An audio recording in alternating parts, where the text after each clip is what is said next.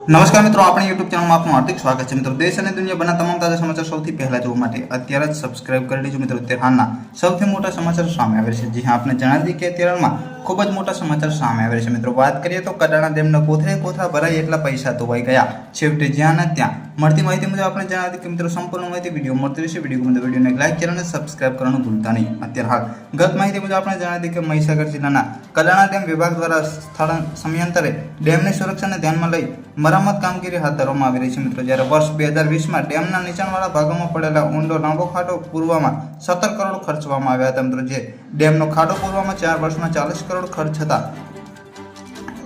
કાયમી સમાધાન ડેમ નહીં મિત્રો, કડાણામાં 125 મીટરથી પડતા ધોધથી પડેલો ખાડો પૂરવામાં પુનઃ 23 કરોડનો ખર્ચો કરવામાં આવતા અનેક સવાલો ઉઠી રહ્યા છે। જ્યારે વધુ માહિતી મુજબ આપણે જણાવી દઈએ કે મહીસાગર જિલ્લાના અને ગુજરાતના ત્રીજા નંબરનું સ્થાન ધરાવતા કડાણા ડેમના છેલ્લા 4 વર્ષમાં મરામત કરવા પાછળ મિત્રો અંદાજિત 42 કરોડ જેટલો ખર્ચો કરી દેવામાં આવ્યો છે। મિત્રો, છતાં આજે પણ મિત્રો 4 વર્ષ બાદ પણ કરોડોનો ખર્ચો કરી કડાણા ડેમ ખાતે કામગીરી ચાલુ જોવા મળી રહી છે। વાત કરીએ તો કડાણા ડેમની અસ્તિત્વને જોખમમાં મૂકી પાછલા 4 વર્ષથી ઢાંકી રાખ્યા બાદ મિત્રો ચાલુ વર્ષે ડેમ નીચાણવાળા વિસ્તારમાં પુનઃ બકેટ ભાગની કામગીરી છેલ્લા 3 માસથી ચાલી રહી છે।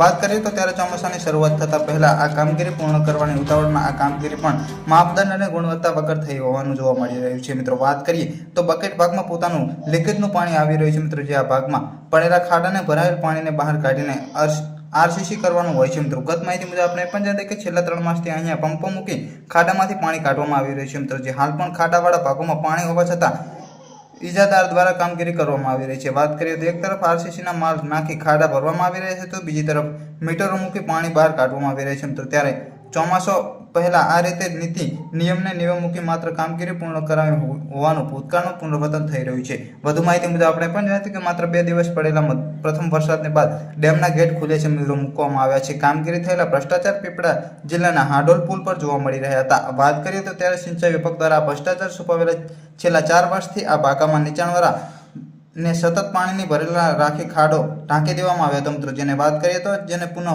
23 કરોડના ખર્ચે કરવામાં આવી રહ્યો હતો। મિત્રો, જેની કામગીરી આજે પણ કડાણા ડેમ ખાતે ચાલી રહી છે। મિત્રો, પલની માહિતી વિડીયો મળતી રહેશે। વિડીયોને એક લાઈક ચેનલને સબસ્ક્રાઇબ કરવાનું ભૂલતા નહીં। અને હા, આવા ભ્રષ્ટાચાર વિશે તમારું શું કહેવું છે કમેન્ટમાં જણાવવાનું ભૂલતા નહીં। ધન્યવાદ।